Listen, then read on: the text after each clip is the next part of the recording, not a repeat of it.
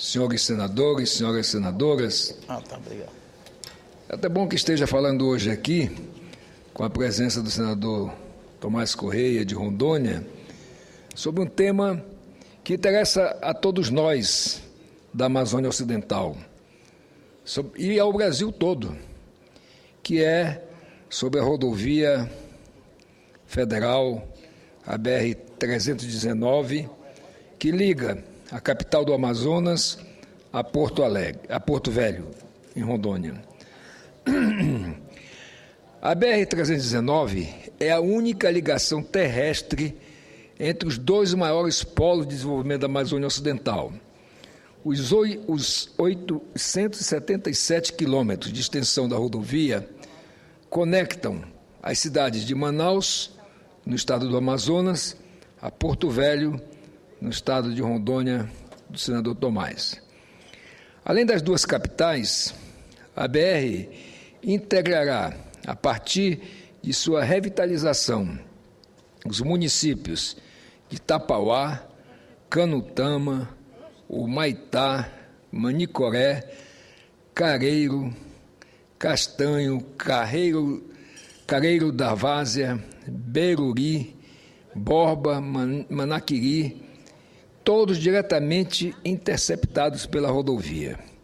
Os municípios de Apuí e Lábrea, no estado do Amazonas, por estar localizada a BR-230, a Transamazônica, que corta a BR-319 na altura do município de Humaitá, também passarão a ser integrados via terrestre.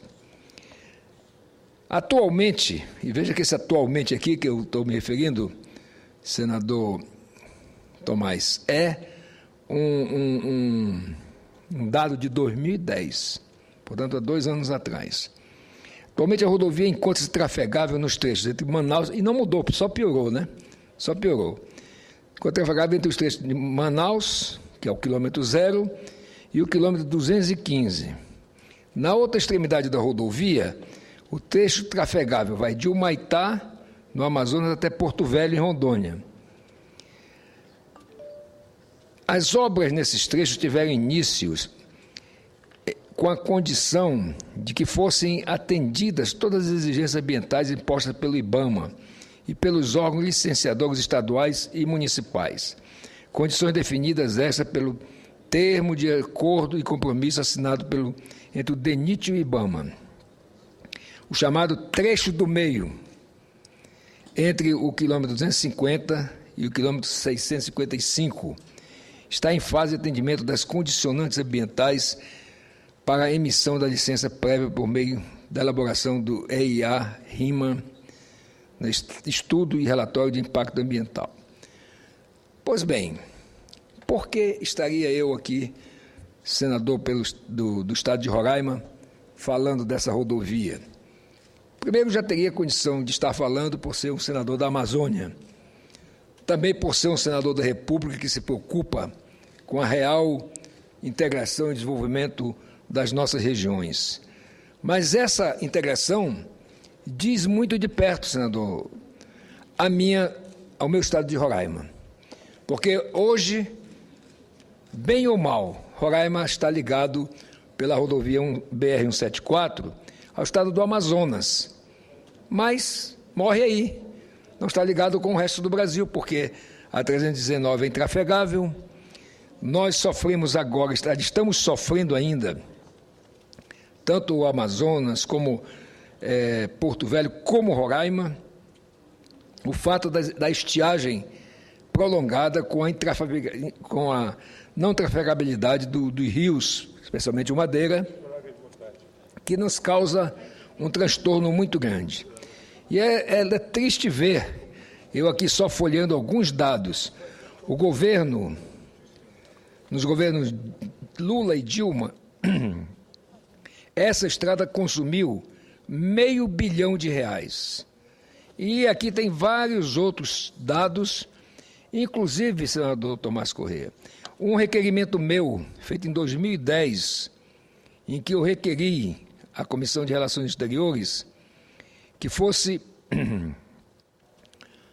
realizada no âmbito da Subcomissão Permanente da Amazônia e da Faixa de Fronteira, da qual eu sou presidente, audiência pública para debater assuntos relacionados à pavimentação, recuperação da BR-319, objeto de do Acórdão 275 de 2010 do Tribunal de Contas da União, que realizou auditoria contábil, financeira, orçamentária e operacional nas obras da referida rodovia. E pedi para ser ouvido o ministro Carlos Mink, do Meio Ambiente, que foi quem emperrou todas as licenças possíveis para não fazer, ele não queria que se fizesse a obra. O então ministro dos Transportes, Alfredo Nascimento, e o ministro André Luiz de Carvalho, relator do acordo no Tribunal de Contas da União. Pois bem, passados 2 anos, a situação da BR-319 é a mesma, ou pior, porque só vem se deteriorando. E o Tribunal de Contas, nesse acordo e em outro já, mostra que o IBAMA está provocando um prejuízo irreparável e não está cumprindo com a sua missão. E eu citei aqui uma cifra, mas se nós formos levantar quanto dinheiro já foi gasto nessa rodovia, que está aberta, o que falta é fazer realmente o trabalho de conclusão da obra nesse chamado trecho do meio, para que nós possamos ter uma rodovia trafegável que integre a Amazônia Ocidental a partir de Manaus, Porto Velho e, consequentemente, com Rio Branco no Acre e, consequentemente, com Roraima, com Boa Vista, e dando acesso, portanto, aos bens produzidos no polo industrial de Manaus, como aos produzidos também em Rondônia, ao Atlântico, através tanto da Guiana quanto da Venezuela, que temos estradas asfaltadas até lá. Então, eu não consigo compreender esse descaso do governo brasileiro, e aqui não é um caso só do governo Dilma, mas eu quero aqui chamar a atenção do diretor do DENIT, que, na verdade, por coincidência agora, é um roraimense, é um general roraimense, que conhece, portanto, a região e que pode perfeitamente corrigir essas distorções. Eu estou agora tomando a iniciativa, senador Tomás, de novo, como presidente da Subcomissão da Amazônia, realizar uma atualização dessa realidade dessa rodovia, convocando de novo tanto o ministro dos Transportes, quanto o presidente do DENIT, quanto os governadores da região, para que nós possamos, de fato, fazer uma grande mobilização e não aceitar essa situação absurda de que governo contra governo esteja inviabilizando a conclusão dessa rodovia. Por que eu digo governo contra governo, presidente? Porque, de um lado, o governo libera recursos, do outro lado, o governo, via IBAMA, impede a construção. O Brasil vive esses paradoxos que não dá para entender. E nós, amazônidas, pagamos um pato, porque é aquela história, todo ambientalista que mora em Ipanema, todo ambientalista que mora na Avenida Paulista, ou estão a serviço de ambientalistas estrangeiros, ou mesmo ONGs transnacionais, resolvem dar piteco na Amazônia. E aí, entenda-se Amazônia, a Amazônia ampliada, chamada Amazônia Legal, porque até eu discordo desse termo, porque se nós dizemos Amazônia Legal, dá a impressão de que existe uma Amazônia ilegal. Existe uma Amazônia geográfica e existe uma Amazônia ampliada por lei, que abrange uma parte do Maranhão e o estado do Mato Grosso. Então, a Amazônia representa 61% do território nacional. E entra governo, sai governo, a Amazônia avança a passos muito lentos rumo à integração nacional. Se nós olharmos de maneira muito fria, tirando de Juscelino Kubitschek para cá, a integração tem se dado muito pequena, de forma muito pequena. no chamado período ditatorial do regime militar, talvez tenha sido o período em que nós mais avançamos na integração nacional da nossa região amazônica. Não é possível, portanto, que hoje, já esgotada a primeira década do século XXI, nós não encontremos fórmulas de fato, fazer essa integração com respeito ao meio ambiente. Ninguém quer degradar o meio ambiente.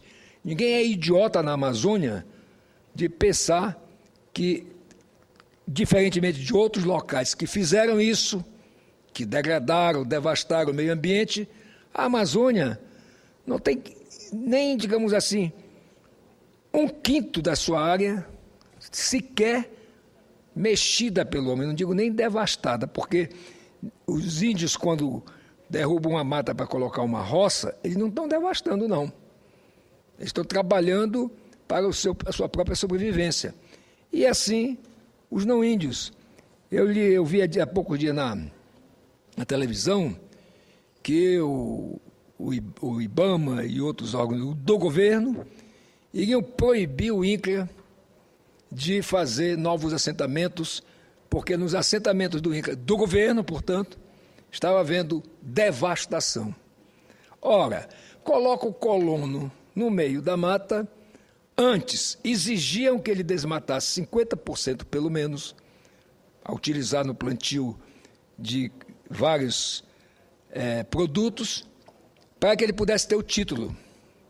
Agora se reduziu, na Amazônia apenas se pode mexer em 20%, assim mesmo ressalvado uma série de coisas. Termina que alguém hoje, para viver na Amazônia, além de já pagar caríssimo pela falta de assistência, pelo abandono, ainda fica condenado a sequer ter o direito de ter condições de trafegar, de escoar a sua produção, de se desenvolver. Eu quero, antes de prosseguir, ouvir a parte do senador Tomás Correia, do estado de Rondônia, já que essa rodovia ou parte de lá para o Amazonas, ou vai do Amazonas para lá. Obrigado, senador Mozarino Cavalcante. Eu estou aqui ouvindo com muita atenção o pronunciamento que faz Vossa Excelência, abordando a questão da rodovia 319, que liga o estado do Amazonas ao estado de Rondônia, e dizer que é uma preocupação que Vossa Excelência traz à casa muito interessante. Quanto ao fato de Vossa Excelência ser de Roraima e tratar de um assunto que interessa aos dois estados, essencialmente Rondônia e Amazonas, nada tem a ver, porque Vossa Excelência é um senador do Brasil e, sobretudo, um senador muito atuante do Amazonas, da região amazônica, e esse assunto de respeito a todos nós. Afinal, são recursos públicos que estão ali investidos que, infelizmente, não estão tendo utilidade nenhuma. Porque não se pode usar a BR, já há tempo essa BR tem investimentos públicos e agora emperra, esbarra num problema de ordem ambiental. E eu fico pensando, já pensou, Vossa Excelência, se Juscelino tivesse ao seu lado o IBAMA, o que ele teria feito nesse país? Não teria feito a capital, não teria feito a 364 ligando Rondônia a Mato Grosso, não teria feito a Belém-Brasília, nós não teríamos desenvolvimento nenhum. Nós precisamos ter uma ideia, e isso é necessário que o IBAMA, os órgãos ambientais, sobretudo aqueles que querem transformar o meio ambiente numa questão ideológica, é necessário que se tenha a preocupação de compatibilizar o que é de interesse público, o que é de interesse do desenvolvimento com o meio ambiente, tudo bem, mas querer impedir de forma xiita o desenvolvimento. Imagina, Vossa Excelência, que o gás de Urucum, que nós reivindicávamos para Porto Velho, parte dele, ele é queimado, rejeitado na natureza, porque o meio ambiente não concorda em ter um cano ligando Urucum a Porto Velho. É uma coisa simples. Então, a conclusão que se chega, senador Mozarino Cavalcante, é que há uma certa, um certo exagero nas avaliações ambientais no Brasil, que, infelizmente, nós verificamos que serve apenas e tão somente para obstar o desenvolvimento, o crescimento. Imagine, Vossa Excelência, que lá em Porto Velho, nós estamos fazendo agora, o DENI está construindo uma ponte em cima do Rio Madeira, que é uma ponte grande, de grande investimento, interligando com o município de Humaitá. Ligando, tem uma BR que já liga Porto Velho ao Humaitá, que está sendo trafegado, nós estamos fazendo uma ponte. Lá em Manaus também teve uma grande ponte que foi feita lá, que poderá ser utilizada para 319. De sorte que a gente verifica que as duas pontas da BR-319 podem ser feitas, e lá no centro dela, aí vem o meio ambiente e diz, aqui não pode mais. Então, todos os investimentos feitos, tanto numa ponta quanto na outra, ficam perdidos, porque não há finalidade nenhuma. Agora, imagine, Vossa Excelência, quantas comunidades que Vossa Excelência aí citou há poucos, que são beneficiadas por essa BR, pequenos municípios que vão crescer, que vão desenvolver, que lá moram brasileiros, lá moram patrícios, lá moram gente, lá moram pessoas, lá moram cidadãos, lá moram famílias que precisam trabalhar, desenvolver e que têm o direito de também ter o desenvolvimento a seu dispor. Por sorte que eu queria aqui parabenizar a Vossa Excelência e dizer que Vossa Excelência faz muito bem de tratar desse assunto, é um assunto de interesse não só do Estado de Rondônia e do Estado do Amazonas, mas é do interesse também de Roraima, é do interesse do Brasil.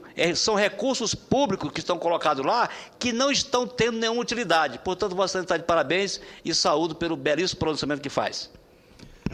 Senhor Dr. Márcio Correia, eu fico muito feliz com a parte de Vossa Excelência que muito bem representa aqui o estado de Rondônia, que conhece muito bem a realidade da Amazônia, e eu quero dizer que realmente Roraima tem um grande interesse nessa rodovia.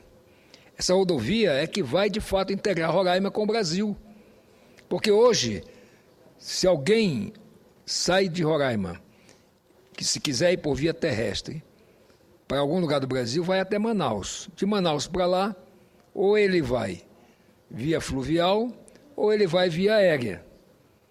Se eu quiser ir para Rondônia, por exemplo, eu tenho que ir. Se eu quiser ir via terrestre, eu tenho que ir até lá. E se for na época da enchente, pegar uma balsa, porque nem sequer consigo percorrer esse chamado trecho do meio. É um absurdo. Aliás, eu acho que o Tribunal de Contas da União tem que responsabilizar o IBAMA, porque o dinheiro que já foi gasto nessa rodovia, que, repito, está aberta, nós não estamos derrubando nenhuma árvore, mas para fazer a rodovia, não. E como, eu vou repetir, como presidente da Subcomissão Permanente da Amazônia e da Faixa de Fronteira, eu vou retomar esse assunto e espero que a gente, de fato, senador Tomás, mobilize todos os companheiros, todos os senadores da Amazônia, principalmente, mas também das demais regiões do Brasil, para ver que isso aqui é uma incoerência, para não dizer um crime, contra o Brasil e especialmente contra a Amazônia. Eu queria só lembrar você, interrompendo mais uma vez, que essa BR já foi feita. Ela já foi construída totalmente na década de 70. Você está citando aí os dados que o Tribunal de Contas detectou, que são recentes de 2010, me parece. 2010. Não é isso? Mas na década de 70, senador Mossarillo, quantos milhões não foram gastos ali? Quantos milhões? Que foi feita toda asfaltada de ponta a ponta, ela já foi feita, ela não está sendo, ela está sendo reconstruída, de sorte que deixaram ficar no estado em que ficou, e hoje nós temos que fazer a conta desses recursos que você aponta, mas lá atrás também, que são recursos públicos do Brasil, que foram gastos lá, que são, eu não tenho os dados, mas com certeza pode multiplicar por 50 vezes esses recursos que Vossa Excelência está apresentando aí como dados de 2010, porque ela foi totalmente asfaltada, foram feitas algumas pontes, outras não, mas foi totalmente asfaltada. Eu queria só lembrar, Vossa Excelência, que ela é uma estrada que está sendo revitalizada, porque já fora feita anteriormente. Muito bem, você colocou muito bem. A rodovia, ela já foi aberta, foi concluída, asfaltada, deixaram no abandono, ela se deteriorou nesse chamado trecho do meio. O que está se querendo é justamente a recuperação dessa rodovia. E aí parece uma coisa meia paranoica, que o IBAMA diga que uma coisa que já foi aberta, que já existiu, não possa mais ser feita e crie novos critérios. É preciso, eu repito aqui, que nós retomemos esse assunto e vamos retomar na Subcomissão Permanente da Amazônia e da Faixa de Fronteira, mas vamos instar Tribunal de Contas é para responsabilizar o IBAMA, enquanto órgão federal, e o próprio governo federal. Porque não é possível. De um lado, o governo federal aporta recursos. Está aqui dizendo, BR-319 consumiu quase R$500 bilhão nos governos Lula e Dilma. Ora, quase R$500 bilhão. E aí, como disse Vossa Excelência, só agora, nesse governo Lula e Dilma. Imagine o que já foi gasto para trás. E agora o IBAMA diz que não pode fazer. Então, isso é um crime contra a população do Brasil, contra o contribuinte. Eu quero fazer esse registro hoje aqui e anunciar, tanto para o estado de Rondônia, como para o estado do Amazonas, como para o estado de Roraima, para a Amazônia Ocidental como um todo e para o Brasil, de que esse assunto nós vamos tomar com muito empenho, porque não dá para ficar assistindo, vamos dizer assim, calado, um descalabro desse, que é um crime contra os nossos estados, mas, sobretudo, contra o contribuinte brasileiro. Quero pedir a Vossa Excelência, senhor presidente, que autorize a transcrição de alguma dessas matérias que me referi como parte integrante do meu pronunciamento. Muito obrigado.